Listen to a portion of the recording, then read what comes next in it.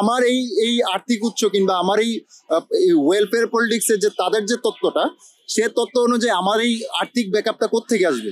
দেখুন, শুধুমাত্র বাম রাজনীতি কিংবা ক্যাম্পাস পলিটিক্সের হিসাব থেকেও আমরা বলবো যে শিবিরের যে নিরঙ্কুশ জয়, সেটা আমরা বারবারই বলে আসছিলাম কিন্তু যে শিবির একটা স্বাধীনতা বিরোধী সংগঠন এবং মহান মুক্তিযুদ্ধে তাদের যে প্রশ্নবিদ্ধ অবস্থান, সেই অবস্থানের কারণেই ডাকসুর গঠনতন্ত্র অনুযায়ী কিন্তু তারা এই ডাকসুতে নির্বাচন করতে অংশগ্রহণ করার সুযোগ পায় না।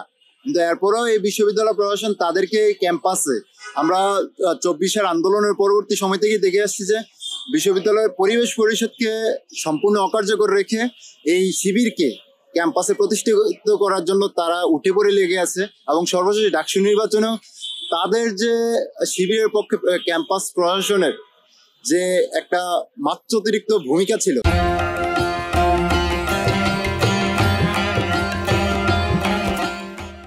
সেই ভূমিকাটাও সবার সামনে উন্মুক্ত। এবং বর্তমানে এসে আমি যদি বলি যে হ্যাঁ, ডাকসু নির্বাচনটা হচ্ছে যে শিক্ষার্থীদের ভোটের মাধ্যমেই তারা নির্বাচিত হয়েছেন, আমি শিক্ষার্থীদের এটাকে আমি শ্রদ্ধা জানাই। কারণ আমরা জানি এখানে আসলে ইঞ্জিনিয়ারিংটা কোন জায়গায় হয়েছে। তো যেহেতু শিক্ষার্থীরাও তো অবশ্যই তাদেরকে অনেকেই ভোট দিয়েছেন, তো সেই জায়গা থেকে আমি মনে করি যে আসলে রাজনৈতিক যে একটা প্রেক্ষাপট, সেই প্রেক্ষাপটকে শিবির যেভাবে হচ্ছে যে ওয়েলফেয়ার পলিটিক্সের নামে যে একটা নতুন টার্ম, তারা হচ্ছে যে ওয়েলফেয়ার পলিটিক্সের যে টার্মটা নতুন ভাবে শিক্ষার্থীদের সামনে এনেছে, সেটা হচ্ছে যে খুবই খারাপ। এটা ছাত্র রাজনীতির ক্ষেত্রে হোক কিংবা শিক্ষার্থীদের অন্যান্য বিষয় দিতে হোক। দেখেন, ওয়েলফেয়ার পলিটিক্স হওয়া উচিত কি, আমাদের ওয়েলফেয়ার পলিটিক্সটা হওয়া উচিত কিন্তু শিক্ষার্থীদের কল্যাণমূলক যে সমস্ত কাজ, সেগুলো হচ্ছে যে আমরা প্রশাসনের কাছ থেকে আমরা আদায় করে নিব, নট যে আমরা ছাত্র সংগঠন আমরা এগুলো আদায় মানে এগুলো পূরণ করব।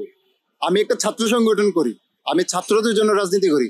আমার এই এই আর্থিক উৎস কিংবা আমার এই ওয়েলফেয়ার পলিটিক্সের যে তাদের যে তত্ত্বটা, সে তত্ত্ব অনুযায়ী আমার এই আর্থিক ব্যাকআপটা কোত্থেকে আসবে, আমাকে কে দিচ্ছে, কারা দিচ্ছে, এই প্রশ্নটা কেউ আমাকে অবশ্যই শিক্ষার্থীরা করবে, কিন্তু তাদেরকে কেউ করছে না। আমি আশা রাখি যে শিক্ষার্থীরা তাদেরকেও করবে। যে ছাত্র রাজনীতির মূল লক্ষ্যই হচ্ছে ওয়েলফেয়ার যে পলিটিক্স, সেটার মূল লক্ষ্যই হচ্ছে প্রশাসনের কাছ থেকে শিক্ষার্থীদের যে সমস্ত দাবি দেওয়া আছে, অধিকার আছে, সেগুলো আদায় করে নেয়া। এখন আমি একটা ছাত্র নেতা হিসেবে কিন্তু আমার ছাত্র সংগঠন তো সেটা পূরণ করবে না, পূরণ করবে প্রশাসন। সেটার জন্য প্রশাসনের সাথে সর্বোচ্চ নেগোসিয়েশনটা আমরা চালাবো ছাত্র সংগঠনগুলো। সে জায়গায় শিবির যেভাবে হচ্ছে যে এই যে আজকে আপনারা জানেন যে জসিমউদ্দিন হলে তারা হচ্ছে যে গরু ভোজের আয়োজন করছে 50 টাকা টোকেন দিয়ে।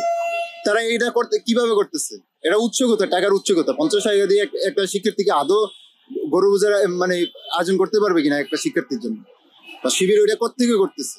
আমরা যে তাদের বলা হচ্ছে যে অ্যালামনাই অ্যাসোসিয়েশন কিংবা আরো অনেকে নাকি এটার জন্য ফান্ড দিচ্ছে, কিন্তু মূলত কারা করছে এটা শিক্ষার্থীরাও সবাই জানে, প্রশাসনও জানে।